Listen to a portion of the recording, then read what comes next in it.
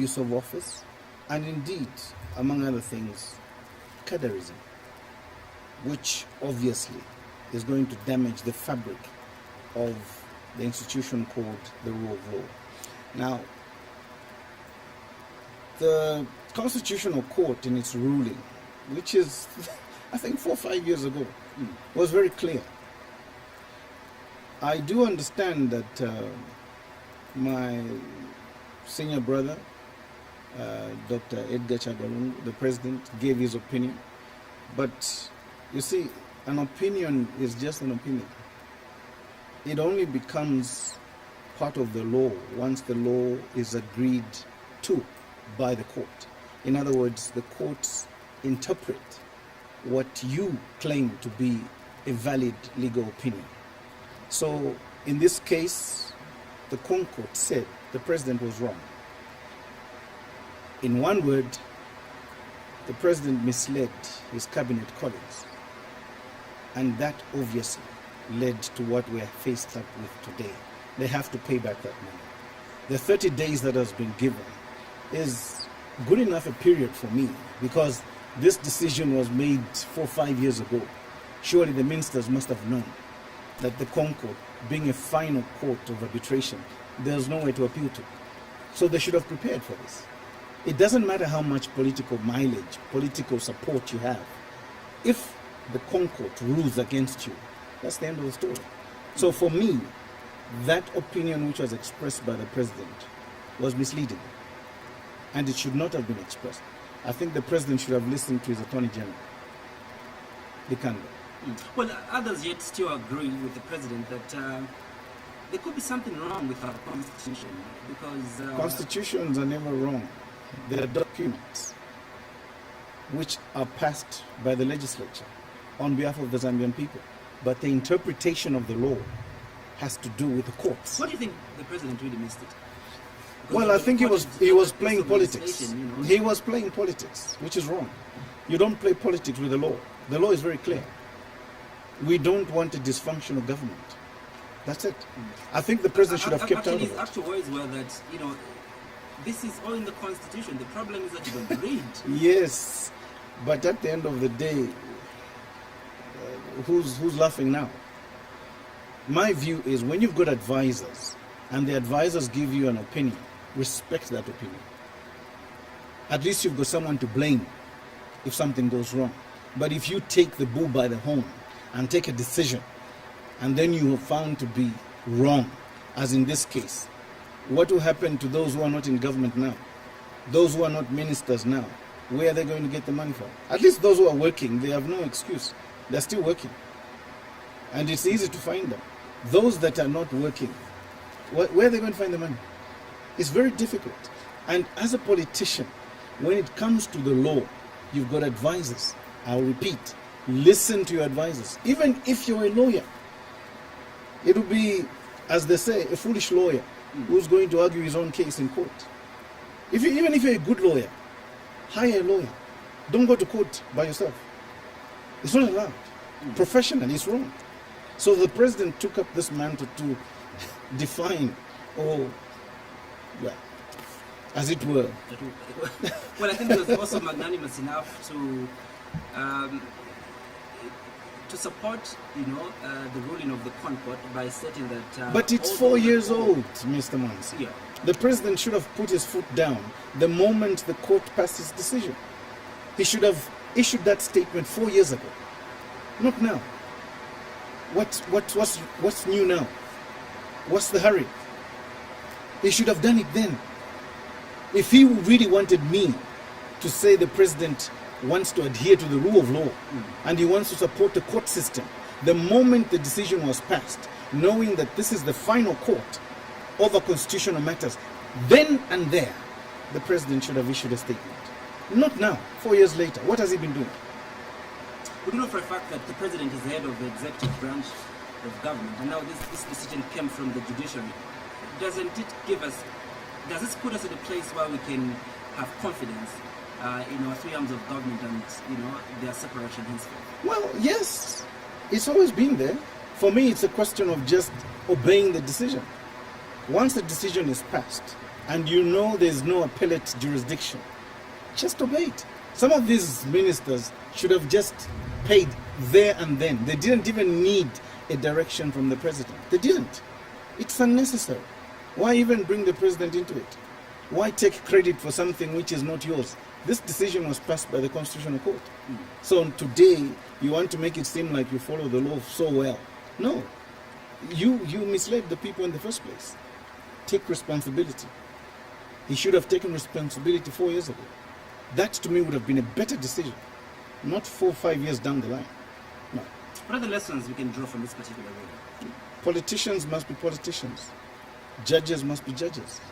And when a judge has made a decision, obey it. Especially if there's no appeal procedure. Just obey it. And tell your people, pay the money. This should have been done, like I keep repeating, 4 or 5 years ago. There's no need for this. None. Let's quickly get to another very important issue. Now, I do know for a fact that this is the month of December. Yes. And on the 9th of this particular month, we joined the rest of the world in commemorating International Anti-Corruption Day. What is your assessment, in how we fought this vice as a country? I think if I was to grade the fight against corruption right now, on a scale of 1 to 10, I would give the government 2. Why is it so? Mr. Mwansa, were you not listening when the president admitted that there was corruption in his government? Were you not listening when the president said that he was going to start firing people from his own cabinet? Were you not there when he said that he had evidence, he had information, that people were receiving huge amounts of money in their bank accounts, and that he was going to discipline his cabinet members? How many members of the cabinet have been fired since he made that statement? Let's not play hogwash to people here. These are politics. When a president speaks, people take him very seriously. The fight against corruption begins with the head of state. He made that statement. Name one minister he has fired on corruption charges. He fired my good friend CK. It wasn't with corruption. No. In fact, the cases that CK is faced up in court today are with defamation of a president, something to do with defaming some Asian driving a tractor, or whatever. The other thing he was convicted on is a forgery matter. Nothing to do with corruption. So name one minister for me who has been fired on the basis of corruption. I can name 2 ministers who have been tried. Tried. But here's the catch. No minister, from what I know, can be investigated by the Anti-Corruption Commission without sanction of the president. So the president sanctions it. As the investigations begin, the same president turns around and starts saying the ACC is trying to come to me through my ministers. What message are you sending to the ACC? You're telling them back off, and they back off. Why? They're scared. They're just as human as you. So as far as I'm concerned, the fight is not there. There's too much verbal conversation, nothing practical. The fight against corruption is so real that it must be fought left, right, and center, but more so in the center. Government. Corruption is a cancer. We must fight it. Let's not cheat people by talking too much about things we can't do. Corruption breeds lawlessness. Corruption kills merit. Corruption goes to the root of administration, of good governance. Today, you can arrest a cadre anywhere. The first thing he's doing is calling a minister. He's calling somebody in the ruling political party to discipline the law enforcement agency. How do you do that? Who has allowed this? I've told you, on a scale of 1 to 10, for me, the corruption fight is verbal. So I'll give them 2 for talking about it. Where are we going wrong? Leadership. There's something wrong with the leadership. It's that simple. There's no 2 ways about it. There's just something wrong with the leadership. As leaders, we must begin to pull our socks up. Leaders must be principled. Leaders must speak, and when they speak, they must be taken seriously. Because people must begin to understand when this president speaks, he's going to act on his word. When people begin to think he just talks, this is what happens. So right now, from the time the president made the statement I began with, no one has been fired. No one has been disciplined on corruption when he himself declared. I'm not quoting anyone else. I'm quoting His Excellency the President. He said, there's too much corruption in my government. I have evidence that people are receiving money. He said that. Yeah. I'm not saying it. He said it. And when you said the biggest problem we have is leadership, you mean His Excellency the President? He's involved as well. The ultimate apex of power in any governance system in Zambia is the President. The buck stops with him. But again, don't you think we have already established systems of governance that are there to detect and... Then don't interfere with them. Don't. When the Anti-Corruption Commission is investigating some of your ministers, don't go on public fora as a president and start saying that the ACC is after me. They're not after you. They're after the corrupt or alleged corrupt people. Leave it. Stay out of it. It's as easy as that. Why are you getting involved? If you really want the fight against corruption to be believed, stay out of it. Let the arms of government, let the arms of investigation, investigate your ministers. If they're going to be proved innocent by a competent court, let them be proved without your interference. Because the moment the president speaks, people listen. What do you think the president meant when he says, ACC is after me? How can the ACC be after the president who is immune? He can't be prosecuted. Has he forgotten that? He's a lawyer. I'm a lawyer. I know the president can't be prosecuted whilst he's in office. I know the president can't be prosecuted until his immunity is removed. So why did he make that statement? The anti-corruption was not after the president. No, the Anti-Corruption Commission was after alleged corrupt people. And unfortunately, some of them were in his government. I love the fact that you've brought out that particular issue. Now, the presidency is the highest office of the land. Yes. And for him to have said that, he should be coming from a certain background. I don't think the president can just wake up and say, KPF wants to kill me. Probably he's got evidence beyond reasonable doubt that there's something that is very fishy. Don't you think he was coming from somewhere? I'll repeat. No minister, no cabinet minister will be investigated without the president being briefed. Let no one cheat you. He sanctioned it. Why did he grow cold feet? Is that what you mean by saying he had information? What information? ACC briefed him. They had information. Why didn't he just allow the process to go on without interference? It's not correct. Lawlessness is not going to be allowed. Even if you're, connected to the powers that be. It's not correct. Corruption is corruption. We must fight this cancer. Otherwise, no one will take us seriously. In the administration of justice, no one will take us seriously in our economic fight. Because the problem we have is when people are abusing their office, but because they are connected to you, you're going to come to their aid. Council, I'll ask my question again. For the president to have said what he said, that the anti-corruption, the SEC are after him, I'm meant to believe he's a man that has got a lot of people. The Anti-Corruption Commission can never be after the president. He appoints the Director General. He appoints. What do you make of his statement? For me, it's politics. Some pressure was brought to bear on him, whatever pressure it was. But it wasn't from ACC. No, I don't believe that. I'll never believe that. No, I don't. All right, let's get to move to another critical issue. Now, we do know for a fact, Council, that unemployment rate is on the rise in this country. We have thousands of graduates from different universities that are being offloaded annually, and they're not going anywhere. They're back in their parents' houses. True. Right? You claim to have the blueprint of creating 4 million jobs for the youth if the Almighty allows you to take up the presidency of this country. Paint us a picture of how you create not only pensionable jobs, but quality jobs for the youth in this country. When it comes to the economic fight in this country, we must first of all analyze where we're coming from. We must understand our strengths as a nation and our weaknesses. One of our good strengths is that we're endowed with a lot of natural resources. So we must look at those natural resources. How do we bring them into the economic sphere? Secondly, look at the human capital. You've mentioned graduates and other people. And just, our informal sector per se, our farmers and other people. How do we bring them on board? Policy. It is important to begin from a policy framework. In my book, Zambia Must Prosper Too, I've given a printout, a blueprint as to how we can start making and creating employment. The cornerstone of every productive sector is production. That is the area where we must begin from. In industry, if you're not producing anything, there can be no trade. If you're not producing something of value to sell to another person, there's no commerce. What are you going to deal with me? Nothing.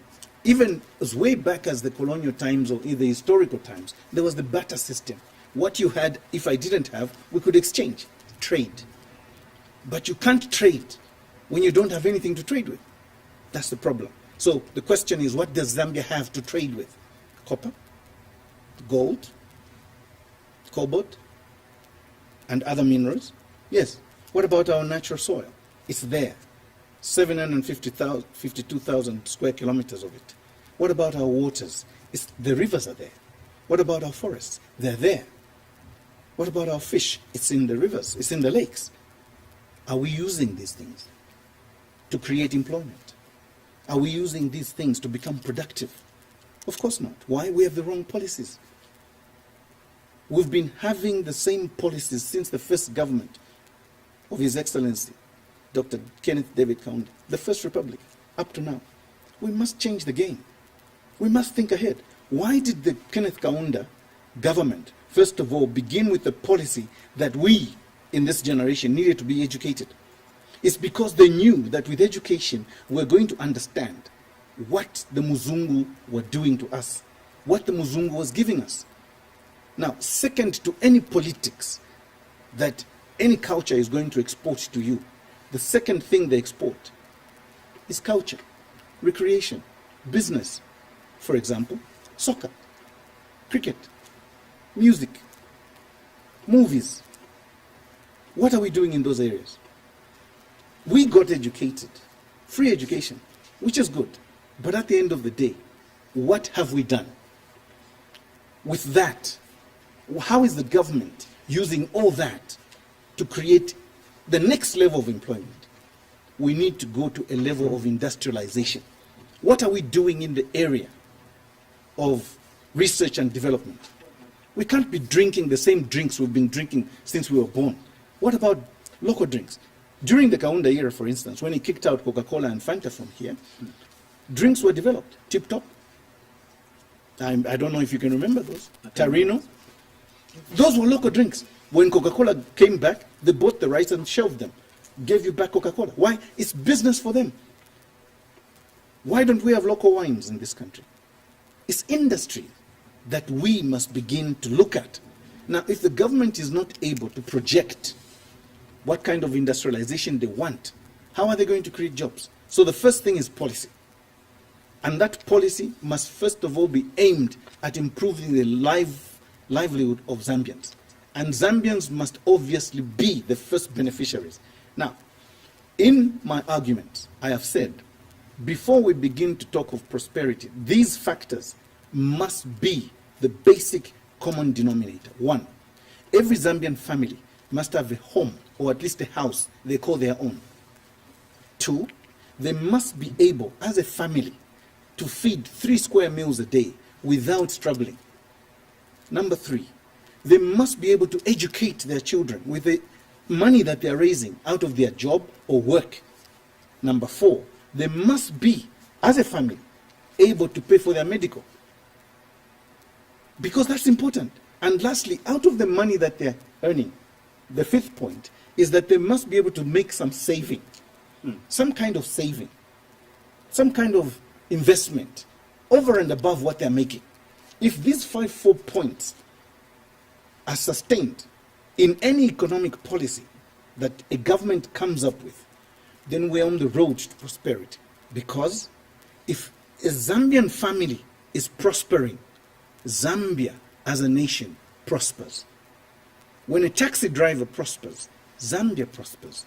When a minibus driver prospers, Zambia prospers. When a farmer prospers, Zambia prospers. When a medical doctor prospers, same. When a lawyer prospers, Zambia prospers. That's how you create. The Zambian citizens are the building blocks that the nation will use to build on. Now, when you put that together, the aggregate, that forms the community, that forms the nation. That's how prosperity begins. You cannot be talking of prosperity in this country without policies that are going to benefit the Zambians. You can't. Tell me of an economic policy you've heard coming out of this government. Tell me. Any economic policy given by this government that you can name, a speech given by a minister on economic front, not the budget. No. Economic policy that affects the ordinary Zambian. Tell me one. I haven't heard it. And I've been in this party for a very long time. But I know what we wanted to do now, Assad. Somewhere, somehow, something went wrong. That's the problem. How do you begin to realign, these policies you're talking about to ensure that it meets the aspirations? We damage the ignorance of the people. We improve their thinking. We must begin by policy, like I said. For instance, if you're going to create jobs across the spectrum, there are things I'm calling production cities, which must begin to come to the fore. You must understand that there are areas of the economy where you must use the economic natural resources to create industries. And those industries are going to be the anchor. Then you create the city around that industry. How did the mining towns come up? In my little town called Muflira, there's a mine. They started mining. They realized, oh, this we can mine for hundreds of years. They needed housing. They needed medical. So they created Ronald Ross Hospital, Malcolm Watson Hospital, and other clinics around. Because if the workers got sick, they needed to attend to medical. Then they created schools. Then they created shopping malls. Everything around a production city must have an anchor industry. That anchor industry gives employment. And then other industries around that industry begin to come up.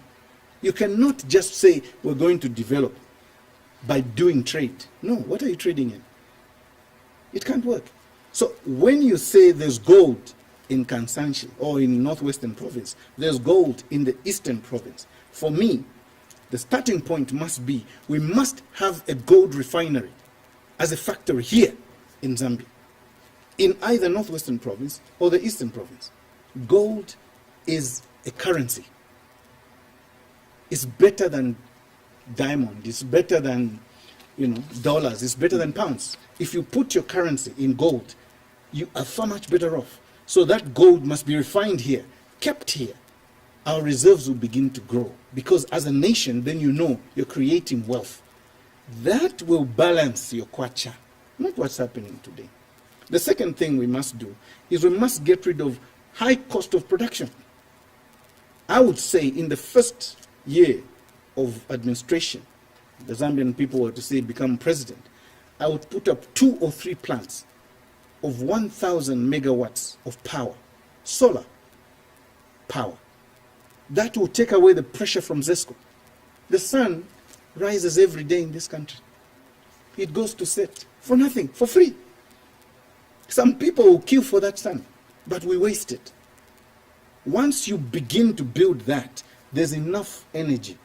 The production costs will come down. Why? Because the electricity cost will come down. Don't depend on ZESCO every day. That power being generated by ZESCO can go to other industries.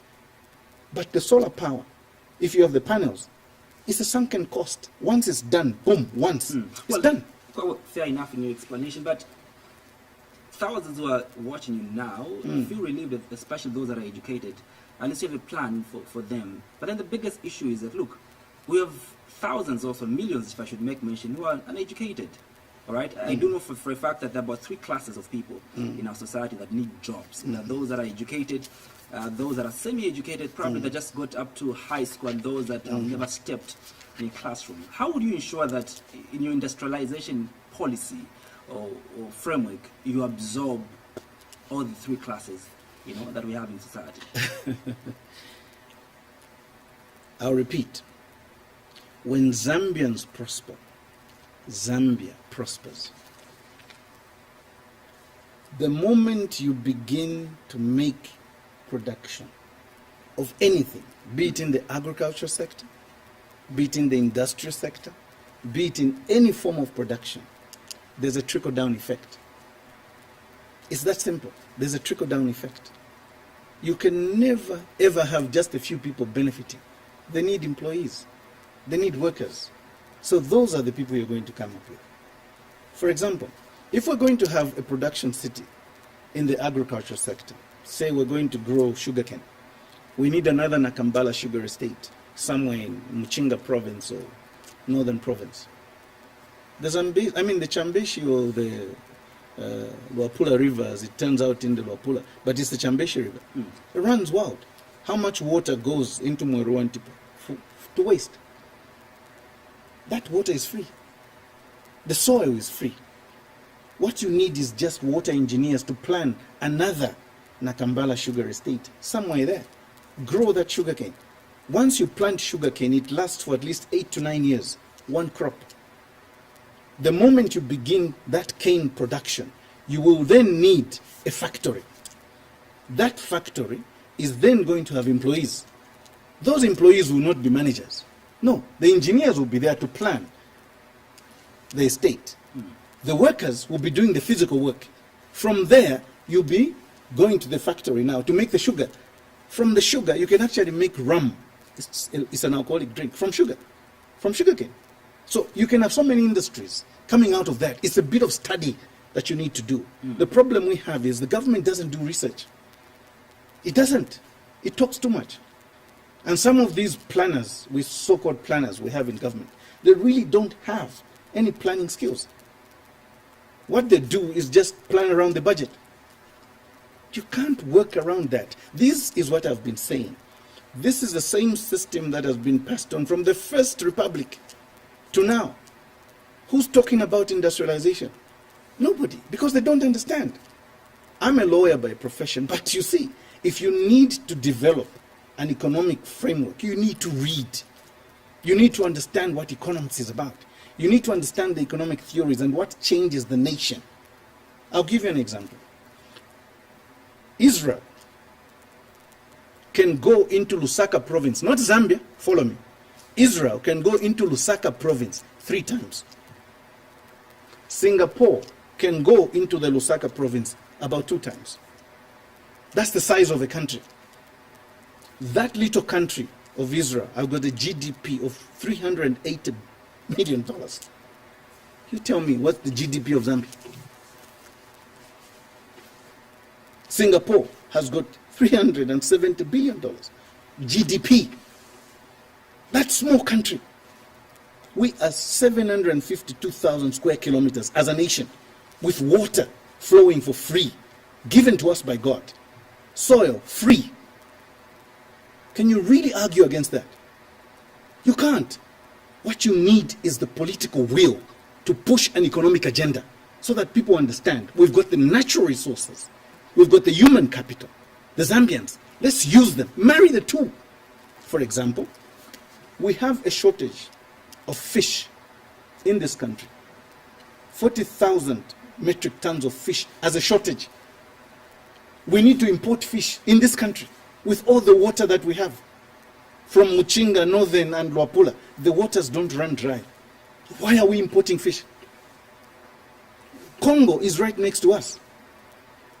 Fish comes from Namibia, being exported into Congo. When we are watching, that market must be explored by us. We've got the water. And we've got a policy where some politician sits around and says, you must start fish farming using ponds. Ponds! In this day and age. How is that going to impact the nation? That's the kind of thinking I don't want. That's the kind of thinking I want to get away from. We must think big. If you can't dream big, Mr. Monsa, don't dream at all. You're wasting God's ability. You need dreams. You need a vision for this country. If you don't have a vision, stay away from politics. A leader needs to inspire his people. A leader needs to give hope to his people. He needs to speak life into the nation, economically. That's how leaders are going to be respected. This country has never been at war, Mr. Mwansa. We've never been at war. Why are we poor? Why are we poor? There's no reason, no justification at all. I don't believe this nation must be trading these paths. No, it's the thinking. The kind of politicians we have in offices today don't think straight. All they think is, I'm going into this political office, I'm going to make money out of this office. If you're going into politics to make money, that's not your business. Stay out of politics. You're a thief. That's my view. You go into politics to serve. If you're not ready to serve, stay out. If you can't stand the heat, get out of the kitchen. Well, Council, many feel that you're a co-author of these problems that the people of Zambia are passing through. Co-author, how? Well, you stood strong in 2011 to convince the millions of the Zambian people to vote for the Patriotic Front. Yes, I did. In 2015. Yes, I did. Yes. And I make no apologies about it. You are very consistent on the potential that this country has. Yes. Why haven't you realized the potential that this country has? Well, when President Satan, may he so rest in peace, spoke, he spoke like you're very confident. He inspired hope in the face because of we the sat, Zambian people. Ramwansa. We sat. And it seems as if though it's the same old story. No, you speak the same. Listen to me, Mr. Mwansa. You're very good at how you speak, very charismatic. But I hear what you're saying. I hear what you're saying, Ramwansa. First of all, let me start with your first proposition. I make no apologies that I supported His Excellency the President Edgar Lungu to get into office. No apologies.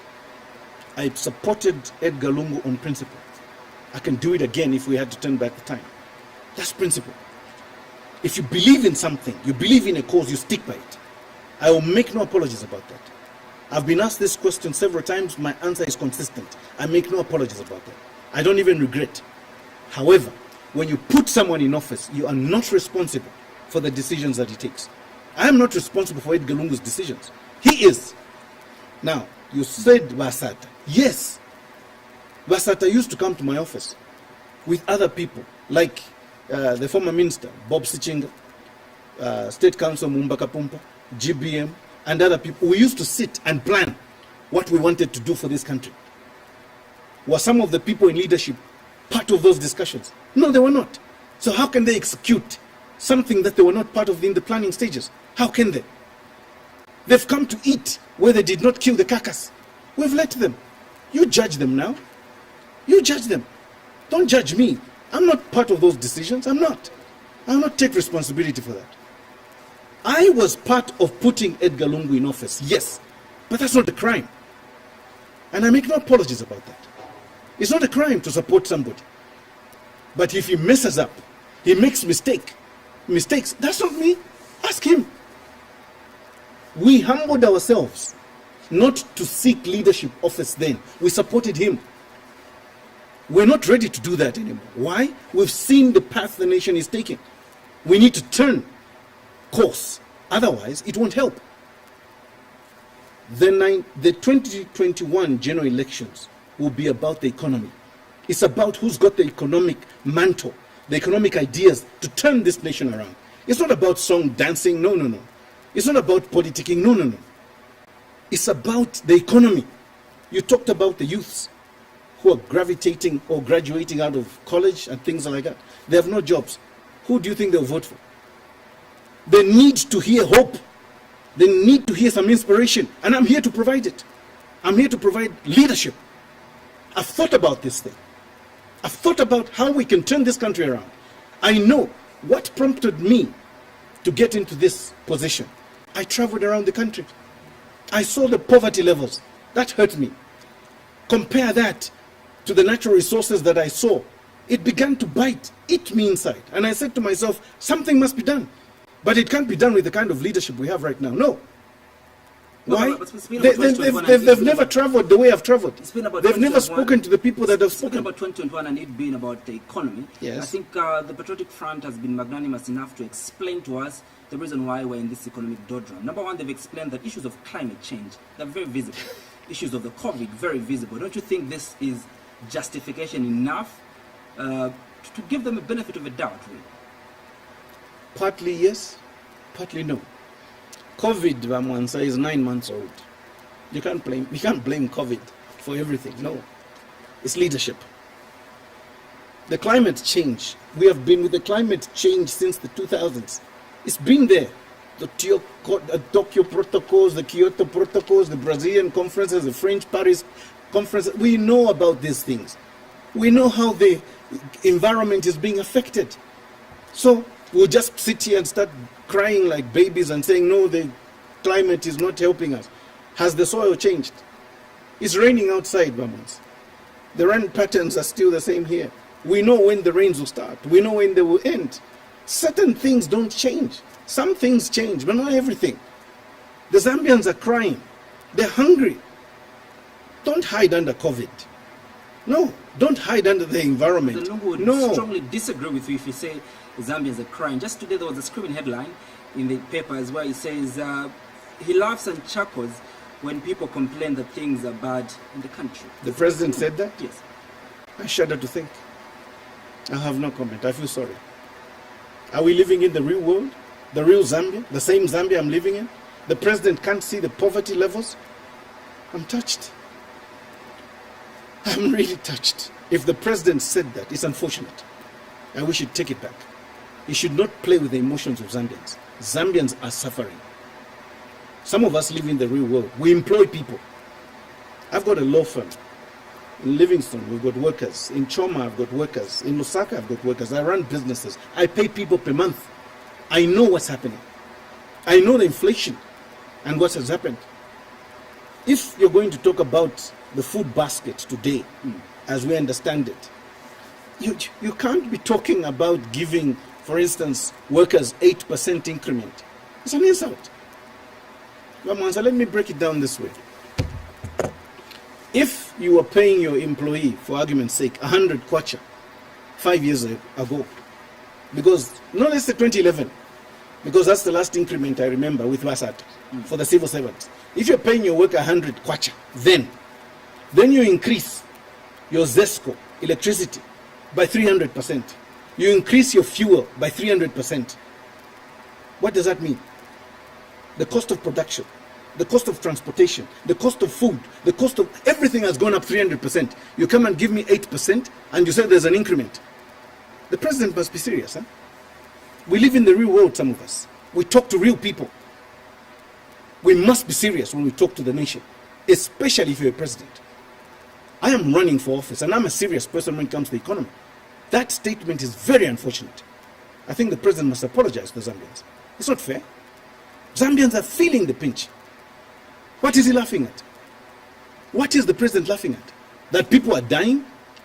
That there are no medicines in the schools? I mean in the hospitals? That teachers can go 3 months without salaries?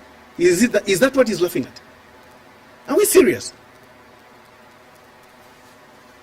You've spoken about how you've traversed this country and how there are so many opportunities for this country to reach levels that are very unprecedented when it comes to development. Yes. Speaking of natural resources, why have we failed to take advantage of what's beneath our feet? Are we cursed as a country? It's not a curse. Let's not be too superstitious. It's poor leadership. One word. Leadership, or the lack of it. That's it. The moment leaders don't have ideas, the moment leaders don't have a vision, the nation suffers. You're a Christian like me, Bamans. The Bible is very clear. A leader must speak to his people and inspire his people. A leader must give hope to his people. But where there's no vision, the Bible says, people perish. So what's happening now? The Zambian people are perishing because there's no vision. It's not about being cursed. No, it's a lack of a vision. I have a vision, a blueprint, a clear blueprint. It's funny how you didn't see that the man that you supported had no vision. How could I? I'm not God. But obviously he did explain himself on... No, he never did. He came to explain afterwards. So you supported blindly, really? We thought, someone said, it's not wrong to support somebody. It's not wrong to make a mistake. But it's bad to keep repeating a mistake. Please understand. It is not wrong to make a mistake. We learn from mistakes. In fact, I'm glad that we made the mistake. Now we know. We shouldn't make it again. That's all I'm saying. That's why I've said, and people keep saying, no, but you want to challenge President Lungu. No. I am not challenging my older brother. I am saying the president must step aside. I don't want to fight Balungu. I don't want. I want him to step aside. He's had his time. Can you even fight for Can you even fight for the president? So what to fight about what? There's nothing to fight for. I don't fight in politics myself. I fight with ideas. Let's fight on ideas. Not cadarism, not thugs, no, ideas. If the president wants to debate me, let him come and debate me with my ideas. I have put my vision across to the Zambian people. Let him put his vision, economic vision. I haven't seen it. But really, before we can get to whether we're going to see you on the ballot in 2021, let's get to another critical issue that is very important.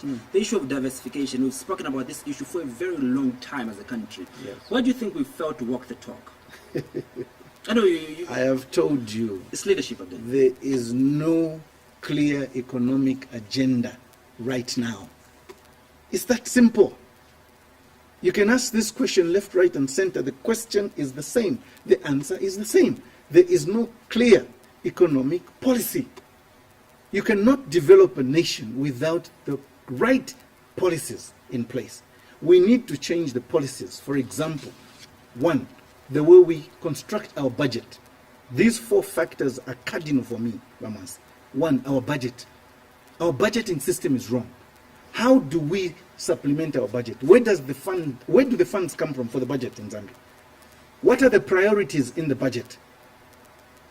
Look at that, number 1. Number 2, our procurement system in Zambia is wrong.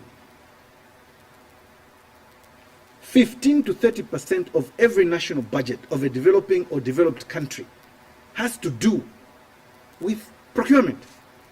We've got it wrong there, because most of the procurement we give to foreigners. Number 3, the corruption levels are bad. They're too high. Number 4, our loans in this country, internal loans and external loans. We are failing to manage our internal and external loans. Our borrowing is beyond what we have. Our production is not meeting our borrowing.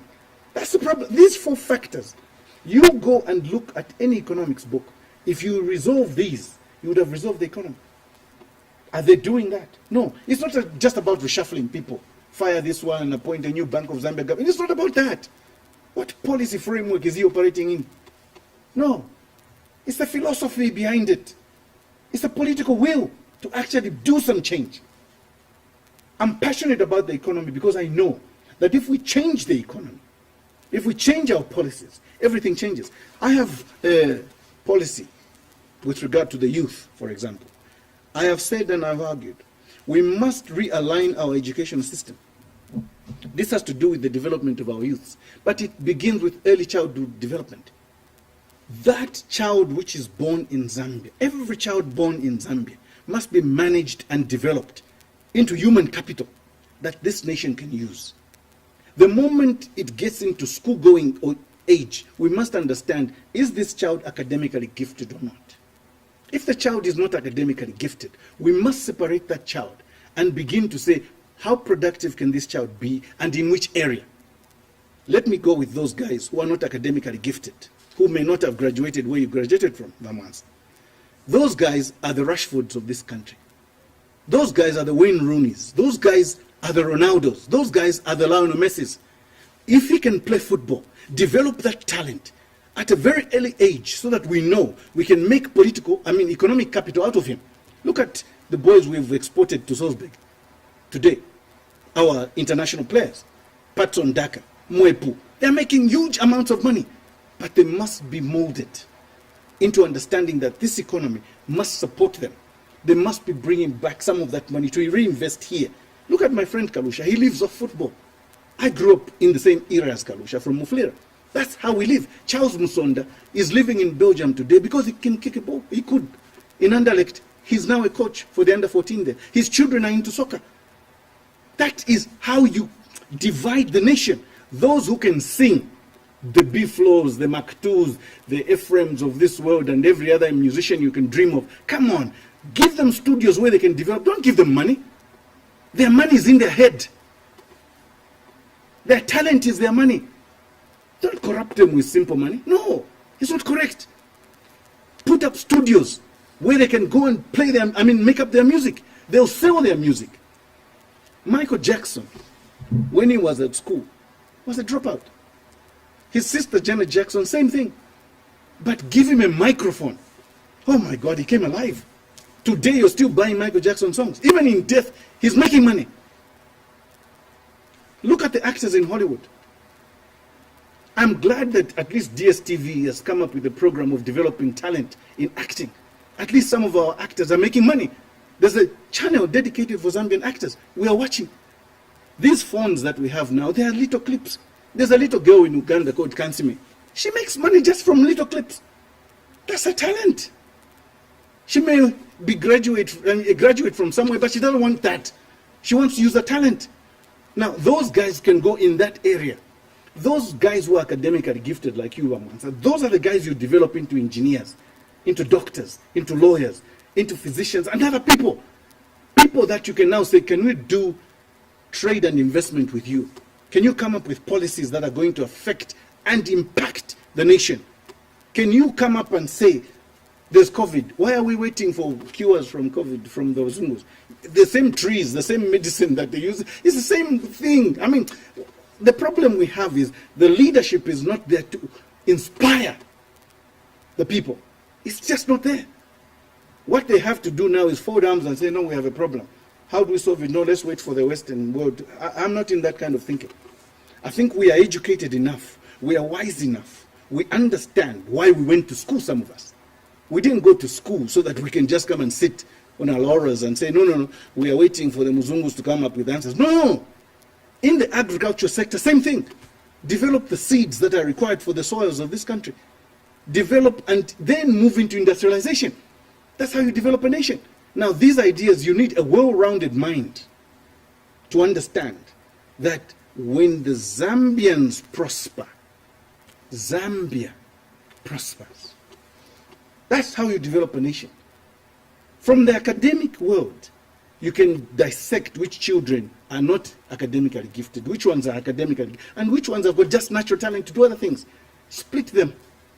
But the aim of every government should be to create an enabling, friendly, talent-filled environment where every child is going to say, maybe this is not for me. Let me try there. Rashford, 22, 23-year-old boy in Manchester United, which is my team, by the way, has got an MBA. He's a doctor, Dr. Rashford. He's never been to university. But he was honored for his works during COVID. You can get an honorary degree from a university such as Manchester because of your works. But it's coming out of his talent. That's what I'm trying to say to you. So we can't just say no because therefore. That's not me. I am here to inspire. I am here to change. And that's why I keep saying it's time to change the game and change some players. Because some players have been playing for too long. They're tired. And some players have been warming up on the bench for too long. It's time to change the system, one. If you've been playing 4-4-2, change it to 3-4-4 diamond formation. Do something. Some players must go and retire. Speak about some of the initiatives that the players engaged in during a period that we call economic inactivity when the COVID came about 9 months ago rather. Our government really had a package, for the youth. We did see presidential empowerment initiatives. We did see 30 million package for the musicians and all that. We've seen quite a few empowerment programs like the aquaculture empowerment program and many others. Don't you think, this is a step in the right direction in terms of cushioning the impact that this global novel COVID-19 brought to this country? I'll salute the government for those small feats that they went into. I'll salute them. But I'll repeat, if you can't dream big, why dream at all? If you're going to be telling me that the only kind of fish farming we can do is through ponds, go ahead. How much of that fish are you going to export? You might have something to eat. For how long? Fish, Bamwanza, is every 6 months. It matures. follow the waters where they are, in their natural habitat. Go to the Chambeshi River, go to the Luapula River, go to the Muiruan Tipa, fit in the cages there. Put in the fingerless, there. In their natural environment, grow the fish, harvest every 6 months, export to Congo. That's what I'm talking about. That's the issue I'm talking about. Take advantage of your comparative advantage economically. We are close to the Congo. Why are we not taking advantage of that? Why are we not taking advantage of that? The population in Congo is, I don't know how many times more than Zambia. Of course, I think precisely. Do you know like that mind. most of the things that go into Congo, most of the things that go into Congo pass through here from South Africa, but we are here. Do you know where South Africa gets its goods? It's chickens, it's flour, it's rice from Brazil, through South Africa, through Namibia, through Zambia, damaging our roads going into Congo. We can't grow that and export it to Congo. We are here, closer to Congo. What are we doing? Sleeping. Oh, it gets really. It's not about that chaos. It's about damaging the ignorance of the politicians and the thinking ability. It's a political will to drive this agenda. You must have a political will. You must think of something and believe in it and believe that it can be done. When Abraham Lincoln was passing the emancipation of the slaves in America, he was being fought. But he had the political will to say the black people in America must be free. I ask like that because the solutions to this country's, economic issues are not really spiritual. No. They are simple 1, 2, 3. Exactly. And I want to ask this question. I do know for a fact that some call Zambia as a landlocked country, others call it as land-linked country. I do know for a fact that we're surrounded by a population of over 100 million people. No. But we failed to take advantage of this. Get your facts right. Get your facts right. I've done my research. You're right. Zambia is land-linked. We've got 8 neighbors. Zambia being the 9th country. We start here. What is the population of Zambia? What is the population of our neighbors? We're talking roughly 270 million people, not 100. I said over 100 million. I know, but it's more than that. Now, just the Congo alone, if you just take the 4 provinces of Congo which border Zambia, Katanga in particular, the mining area, do you know how many people are in Katanga? The size of Katanga as a province is the size of Europe. The whole of Europe is that big. There's a market there.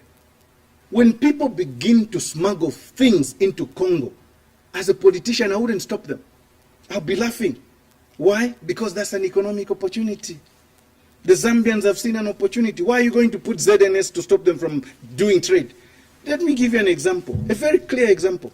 During the COVID period, we tried. No, COVID, we closed the border at Kasumbalesa. People were shot. The Congolese broke those barriers and said, kill us. We would rather you shoot us than die of hunger when we know in Zambia there's food. The Zambeef shop at Kasumbalesa makes more money than all the Zambeef shops. They sell chicken, they sell beef, they sell what? Right there at Kasumbalesa. Those guys are willing to trade in dollars. You don't even need to go into their country, just across. Allow them to come in. What's the problem? If you go to the northwestern side, Kolwezi side, the mining side, they still need food. Look at the population. Now, if you add... That's the question really. What is the problem? It's the political will. I keep repeating, Vamwanza. It's the political will. Have they planned? Have they thought these things through? No. Mozambique needs food. It suffered floods. It needs food. Why are we not addressing that issue? Zimbabwe is struggling. When Robert Mugabe took over the land issues in Zimbabwe 23, 24 years ago, the farming died. Some of those white boys, farmers, they moved to Zambia. They're in Mukushi, they're in Serenji. The farming blockers blossomed there. Why are we not exporting to Zimbabwe? Why are we not taking advantage? No, we're blocking trade. For what? If you've got a bumper harvest, what are you doing with your maize? Sell it. In fact, if you've done your research as much as I have, in Congo, they eat a lot of cassava. We grow a lot of cassava in Wapula, in the Copper Belt, and northwestern provinces. The provinces bordering Congo. Why can't we sell cassava? It's that simple. the cassava. They want to eat it. We are holding on to the food. What are you holding for? You need to trade. Those guys have got dollars. Trade. Don't block people. Trade. Don't be protectionist. Trade. Open up. In competition terms, your comparative advantage is what you use from your own bedrock situation, such as Zambia, to impart whatever you can take in there. Instead of having ShopRite in Congo, instead of having Pick and Pay in Congo, instead of having this South African shop, we should be having Zambian shops in Congo. We are closer to Congo. That is why, for me, politically, I come to office. The first thing I do is identify what Congo needs, identify what these other countries around need, then go to our Zambian industries like Trade Kings, Yalelo, and all the other big guys and say, what do you make? What is needed in that country? And come up with a deliberate policy as a government to support the local industry. That's how you grow. You create your employment here so that you can export. I told you, the common denominator of any economic activity is productivity. The more you produce, the more you can trade, the more surplus you get in terms of foreign exchange. We can even get rid of copper. It's a wasting asset. It's a wasting asset. Our agriculture policies, if they were to change, and we feed the region. Don't you think that's a bit unrealistic? Because unrealistic where hunger, you need to eat every day. You need to eat every day. Nobody needs copper every day. No. But if you want to talk about copper, the first thing you must do is make factories here that are going to value add to the copper. How much of the copper that we produce in this country is used by ZAMEFA? How much? Drop in the ocean. Are we serious? Another topic really that is of great concern to this country is the issue of debt. Now, our country is grappling in excess of about 18 billion, dollars debt. That is both, domestic and external debt. 3 weeks ago, we did, default as a country in paying our interest payment coupon of about 42.6 million, to our lenders. Government calls that a strategy. What do you call it as? But also, do you have really, an economic plan that will get back this country to its feet in terms of the economy? I've just been talking about it. In terms of debt, really. I mean, debt. How do we get off this, mountain of debt? I'll repeat what I've said in my book. In business, so you don't get what you want. You get what you negotiate for. You can renegotiate any debt. Look at what Mwanawasa did. Mwanawasa inherited a debt. But he went to the donors and said, I'll do the following. If you can allow me some flack. Give me some flack. He came on the Zambian television and he said to us, buckle up. I want to reach HIPIC. We heard the president. We buckled up. We have to reach HIPIC. We heard the president. That's political will. How many times have you heard that of late? How many times, Amaz? Let's be serious. Whenever we're discussing an economic theory or a debt crisis, every leader worth his salt must take the mantle personally and help. Not if you watch Lanjeva that the president Waleseka. No. No. That hurts me. Things are bad that I chuckle when that has hurt me. I didn't see it. I was taking a nap. Maybe I spent too much time praying, but if that's what was said, it doesn't show seriousness. It doesn't. As a leader, when the nation is in economic crisis, you go and face the nation. Explain your plan to the nation. Your nationals, your citizens are waiting to hear from you, not from a minister. No, the buck stops with you. The only electoral office in the land that is elected by universal franchise is the presidency. Talk to your people. Not someone who came from a constituency, let alone someone you nominated or appointed. No, you got the mandate. Explain it. What are you afraid of? Talk to your people. Tell them what your plan is. Zambians will listen. They'll believe you. They'll listen. We listened to Mwanawasa. We gave him time. We crossed over HIPIC. That's leadership. That's what we need right now. And that's what's missing. Well, you insist that 2021 you're contesting on the PF ticket as president. Well, the last time you were here, you told me that Mawabing, you're not alone. Of course. You have a lot of people that are backing you. Yes. Time is moving. Yes.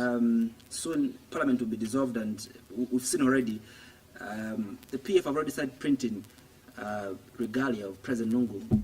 You know, on even when Wasata died, there was this regalia. We used it for Edgar Lungu. Don't look at the regalia. But my question really Be strategic, Vamansa. Political questions are not resolved because people are dancing in the street singing someone's name. No, they are legal issues.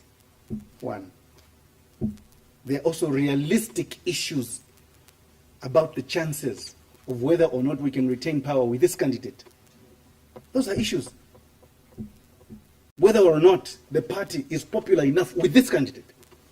Those are real issues.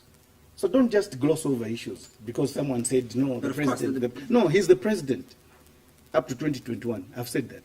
And I'll respect him, I'll support him. Up to 2021. Let's cross the year.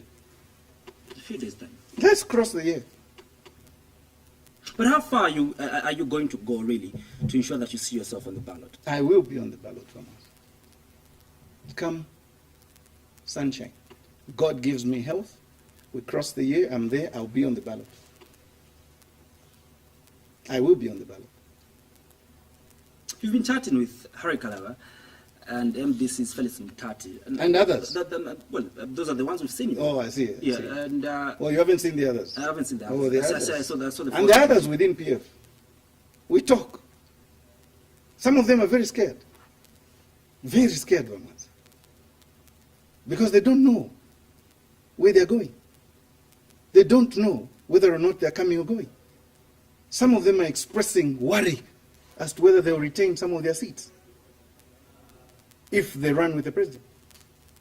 Those are real issues. It's not just me talking. No. You see me here and you think, no. It's real issues. Remember, there's a constitutional issue as well. After a certain time, a minister can leave or a member of parliament can leave. There'll be no by-election. Because there's no time for the by-election, you understand? So let's wait. Let's wait.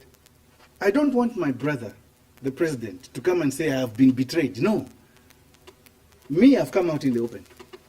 I've said my feelings. I've put my cards on the table. And I'm saying, let's rescue the party. Step aside, the president. You've done your bit. Namuwomba. Right now, it's time for you to retire. Enjoy your retirement. That's all I'm saying. It's not a fight. It's nothing personal. I supported you, but I will not support you in 2021. And I'm not the only one saying that.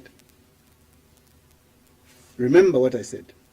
The 2021 general elections will be about the economy. Not songs, not dancing, not Yakalindula. No. You can give anybody to give you the best song in the world. If you're not talking about the belly, no one will listen. Allow me to give you 30 seconds to address the people of Zambia as we close. I'm here. My vision for the nation is right here.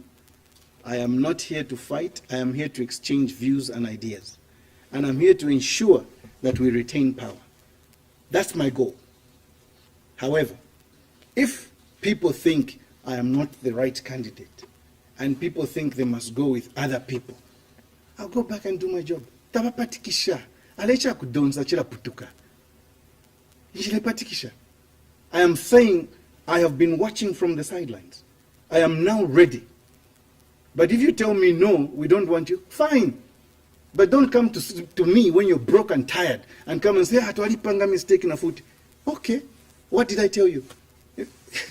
Vamansa, ichiwemba chilalanda. Wakwe wele info ya kwanuko mutanshi. Epo mpelele. Council, I wish you all the best in your political life, and I wish you all the best in 2021. Thank you very much, Mr. Monza. I've been speaking to KBF 2021 general elections aspiring presidential candidate. My name is Andrew Mwanza. Thank you so much, my producer and director, Mavuto Piri. For now, good night and God bless Zambia. Thank you.